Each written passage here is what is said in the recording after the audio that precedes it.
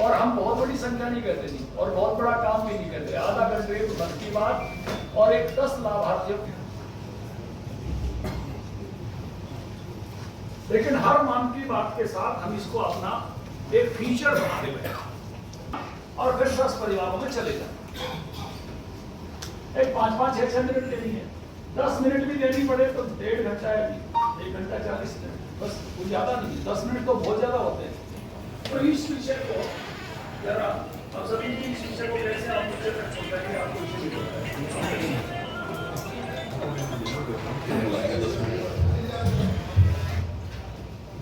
आदरणीय अध्यक्ष जी, उपस्थित सभी जिलाध्यक्ष, जिला प्रधान, गांव और सभी वार्डों को कवर करती है। पुलिस मेरे पास तैयार भी है और उसमें से कुछ हिस्सा मैंने जिलाध्यक्षों का एक ग्रुप भी बनाया हुआ है। उस ग्रुप में भी वो सभी काम की जो बंटवारा हुआ था तो उसमें भी ये लिस्ट दी थी, उसमें से कुछ हिस्सा जिलाध्यक्षों को दिया हुआ है। तो उसको पूरा करके ये 1 या 2 दिन में हम पूरी कोशिश करेंगे कि इसको जिलाध्यक्षों का जो ग्रुप है इसमें दे दिया जाए। ये एक्सेल शीट में इसका पूरा उपयोग करके एक्सेल, लेकिन हमारी भी कोशिश रहेगी कि जो शहर का वार्ड है वो तो आसानी से हो जाता है, लेकिन गांव में पंचायतों की संख्या ज़्यादा है। जैसे गुड़गांव में हम बात करें तो 700-750 पंचायत हैं। और इस सारी बातचीत से जो ये जो घमंडिया गठबंधन है, इनमें वही लोग हैं जिन्होंने देश के विभाजन को 2 नेशन थ्योरी के आधार पर स्वीकार किया।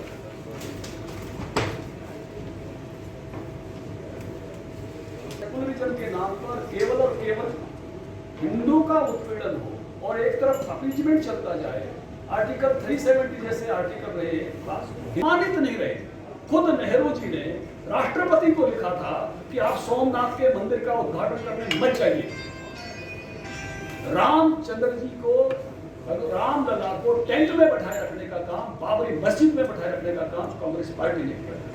इन्होंने हमेशा इस प्रकार का दोहरा स्तर रखा है और ऐसे विचार इनके प्रकट हो।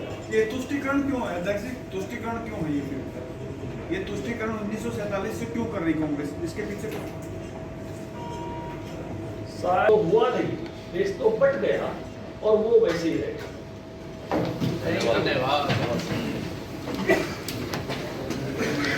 और खुल के ऐसे 2 MLA पे FIR हुई है, एक मामन खान पर, एक संदीप सिंह पे। एक की अरेस्ट हो जाती है, दूसरे की इन्वेस्टिगेशन। देखिए, पुलिस प्रशासन का जो काम है वो पुलिस प्रशासन, मामन खान भी कोर्ट में गए थे, वो भी अपनी अग्रिम जमानत चाह रहे थे, ये भी गए हुए हैं। तो ये भी एक न्यायिक प्रक्रिया और पुलिस की प्रशासन की प्रक्रिया का हिस्सा है। और पुलिस प्रक्रिया और न्याय प्रक्रिया जो है वो अपने हिसाब में, इस हिसाब से जो चीज़ें घटित होती हैं उसमें मुझे लगता है कि कोई पॉलिटिकल स्टेटमेंट की या उसकी आवश्यकता मुझे लगती नहीं है। सर, मामलो मानेसर को लेकर जिस तरह से रोहतक के सांसद रोहित शर्मा ने उनका पक्ष लिया कि उनको इस तरह से गिरफ्तार किया गया, उन पर जो मामले दर्ज किए वो गलत थे, उनका समर्थन किया।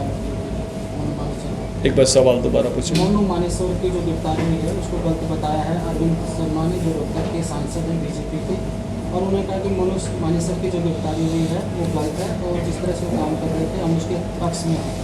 देखिए, हर विषय की पक्ष की हर विषय का पक्ष भी होता है और विपक्ष भी होता है, और किसी के भी कोई पक्ष में नहीं रहे ऐसा तो कभी भी नहीं होता। हर व्यक्ति के, हर काम के, हर विचार के पक्ष के लोग हैं जिनको ठीक से जानकारी है कि मोनू मानेसर निर्दोष है, तो निश्चित रूप से वो उसका पक्ष लेंगे और उसके पक्ष की बात भी करेंगे।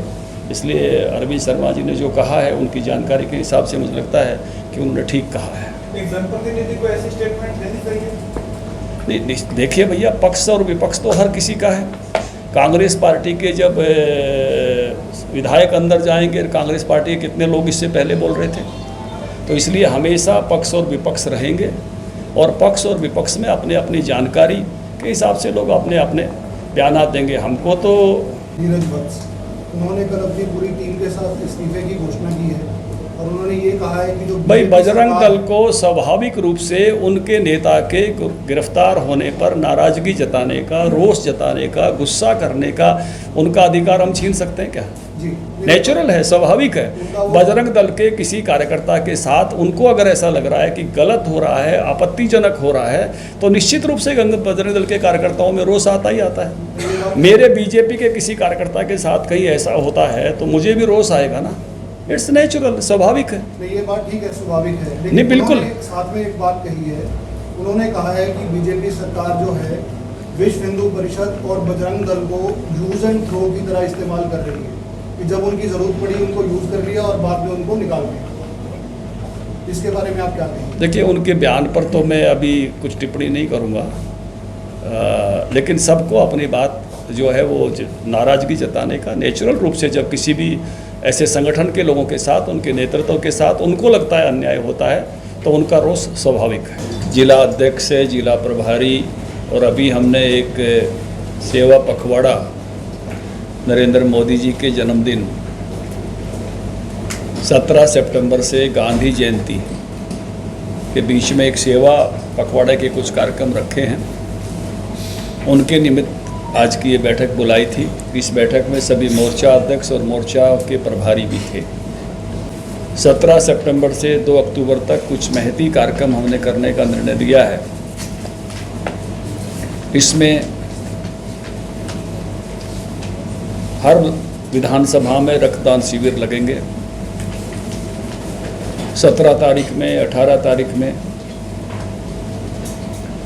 और हमने 200 लोगों का हर विधानसभा के रक्तदान शिविर में लक्ष्य रखा है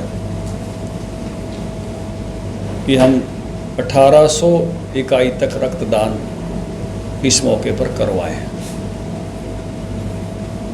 इसी समय में कुछ हेल्थ कैंप लगाए जाएंगे, और एक काम हमने सोचा है कि इन 2000 से अधिक कैंपों में 2 लाख लोगों को चश्मा भी हम दें।